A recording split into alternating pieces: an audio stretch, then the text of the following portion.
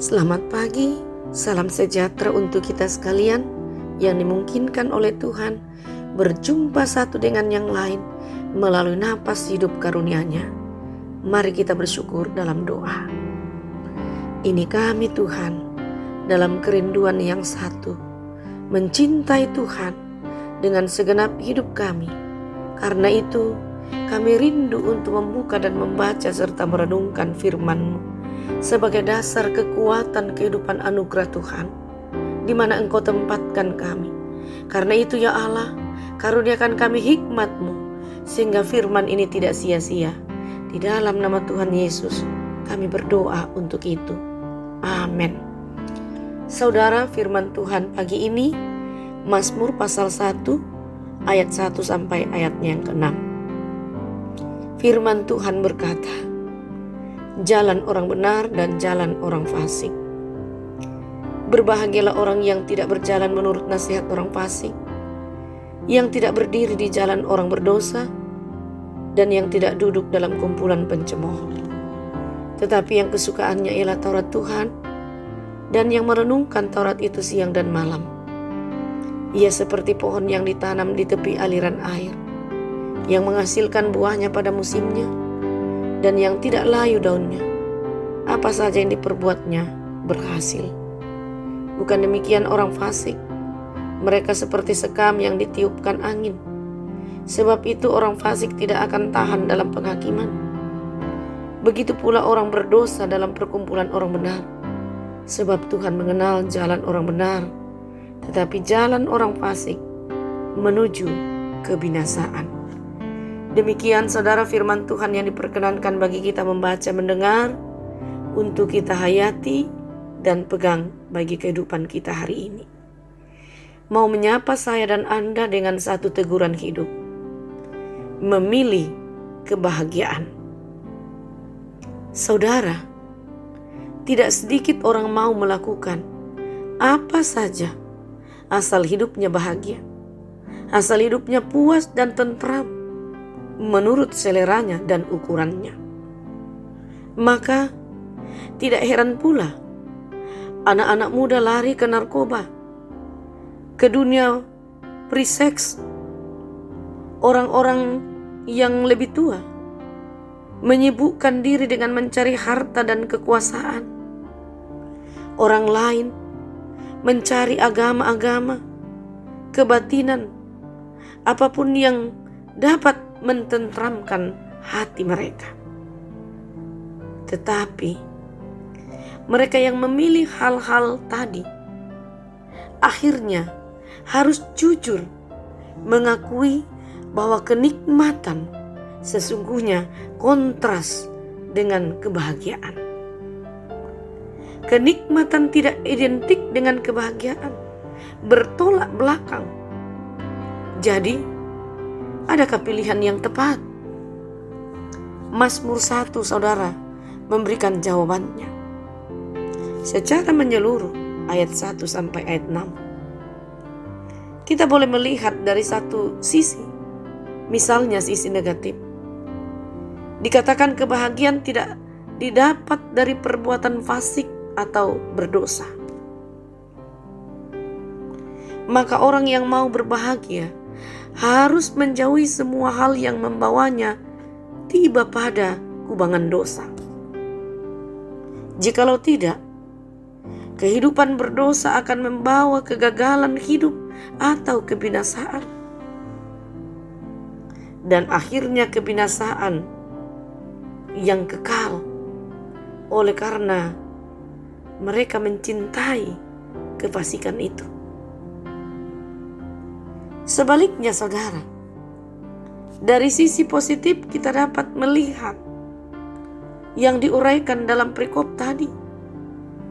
Dikatakan kebahagiaan hanya didapatkan di dalam hidup sesuai dengan firman Tuhan. Ayat 2. Orang yang hidup seturut firman-Nya akan diberkati dengan keberhasilan. Digambarkan tadi seperti pohon yang ditanam di tepi aliran air, yang menghasilkan buahnya pada musimnya, dan yang tidak layu daunnya, apa saja yang diperbuatnya berhasil. Oh luar biasa saudara. jaminan orang yang hidup menurut firman Tuhan. Dan Tuhan tentu berkenan kepadanya. Namun, lebih penting dari semuanya itu, orang demikian dijamin penuh oleh Sang Sumber hidup. Itulah gambaran bahwa seperti pohon yang ditanam di tepi aliran air, ditopang oleh sumber kehidupan. Karena itu tidak perlu ada kekhawatiran dalam kehidupan orang percaya. Hidup bahagia itu tumbuh melalui rangkaian pilihan dan keputusan yang membentuk kebiasaan seumur hidup. Hal menghindari dosa dalam segala bentuknya itu, juga hal mengasihi dan menyimpan firman dalam hati. Hal-hal ini yang perlu kita renungkan dalam kehidupan percaya kita. Akan membantu kita dapat memilih dan menyatakan sikap atau keputusan hidup. Nah, saudara, apakah yang kita sedang bangun dalam kehidupan ini? Apakah kita sedang hidup melalui pilihan-pilihan dan kebiasaan-kebiasaan yang membuat kita hidup dekat, serasi dan mesra dengan Tuhan? Tentu ada banyak upaya supaya tercipta hubungan harmonis kita dengan Allah. Jadikanlah firman Tuhan ini pelita bagi kaki kita dan juga terang bagi kehidupan ini. Nah, firman ini yang akan menuntun kita, akan menyadarkan kita, akan membimbing kita untuk hidup secara benar dan jauh dari kefasikan. Karena itu kita harus berani mengambil keputusan sebagai pilihan kita. Apakah kita membiarkan diri kita diatur oleh kefasikan yang nantinya akan membawa kepada kebinasaan, atau kita mengatakan, inilah aku ya Allah, tuntunlah, aku rindu menjadikan firman-Mu sebagai terang bagi hidup kami. Dan karena itu, kami adalah orang-orang yang selalu merindukan kebenaran, menjauhi berbagai bentuk kefasikan. Karena itu kita tidak perlu merasa bahwa perjuangan hidup rohani itu adalah sesuatu yang tidak mungkin atau sesuatu yang berat, sulit. Tidak. Sebab Tuhan Yesus sesungguhnya sudah menoret-oret sejarah dalam kehidupan kita yang tidak boleh kita lupa dalam hidup ini, yakni mau mati untuk kita. Dunia tidak bisa menyangkal itu. Dia adalah Allah, tetapi Ia menjadikan dirinya seperti manusia kecuali dalam dosa, mau mati karena Dia mengasihi kita. Karena itu tidak ada alasan untuk kita tidak mampu menentukan pilihan kita untuk menuju kepada kehidupan yang kekal, yaitu kebahagiaan yang hakiki. Kita percaya Tuhan yang akan membuka jalan dan akan memberikan kita teladan di dalam Kristus Yesus, supaya kita tetap hidup berkenan kepadanya dan kita pun menjadi kebanggaan Allah.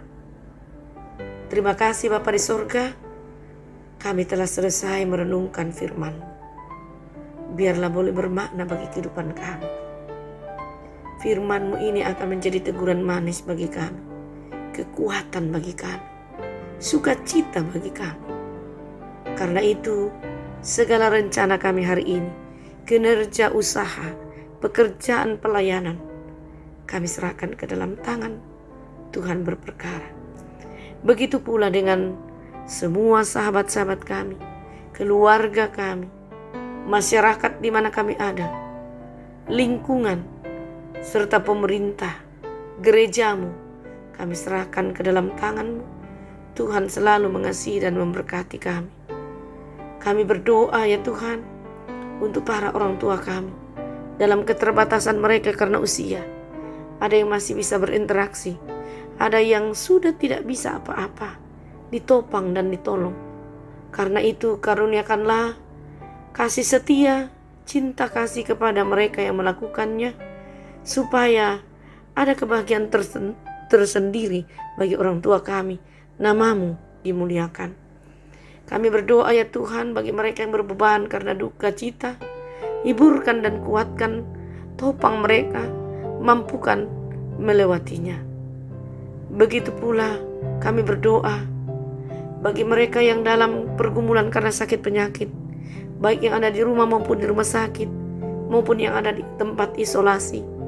Engkau kiranya menjamah tubuh mereka dan dengarkan jeritan doa mereka. Mereka boleh mendapatkan kesembuhan. Oh Tuhan, kami berdoa untuk rencana kami dan hidup kami hari ini. Ke dalam tangan-Mu Tuhan, kami pertaruhkan. Di dalam nama Yesus Kristus, kami mohon semuanya ini. Amin.